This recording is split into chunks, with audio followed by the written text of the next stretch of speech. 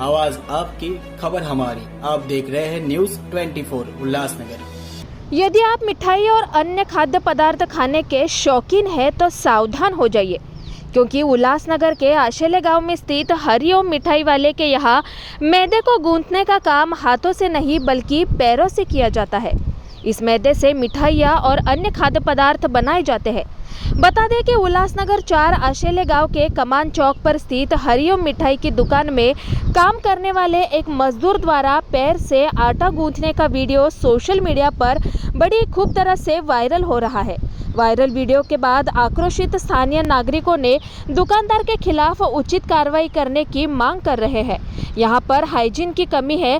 Food end safety विभाग द्वारा sample लेकर लैब में जांच कराने की मांग भी नागरिक कर रहे हैं। 15-20 वर्षापासून हे हरिओम स्वीट इथे किराणा आणि मिठाईचं दुकान आहे। अनेक ग्रामस्थ मंडळी परिसरातील लोक इथून मिठाई आणि वेगवेगळे खाद्यपदार्थ खरेदी करत आहेत।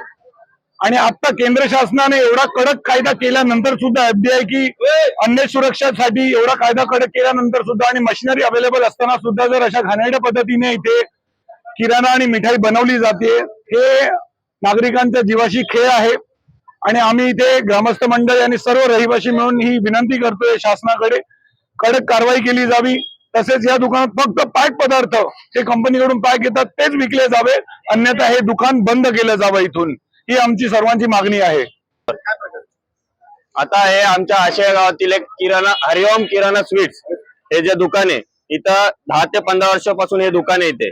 पण एवढ्या भरोशावर इथे सगळे गावातले गावकरी इथे मिठाई वगैरे सगळे फूड्स घ्यायला येतात भरोशावर।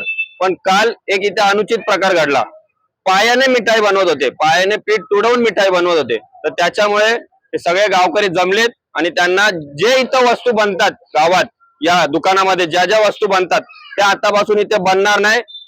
बाकी काय ते तुम्ही जर परत अशी घटना घडली तर फूड डिपार्टमेंट वाले येऊन ती काय कारवाई आहे ती करतील।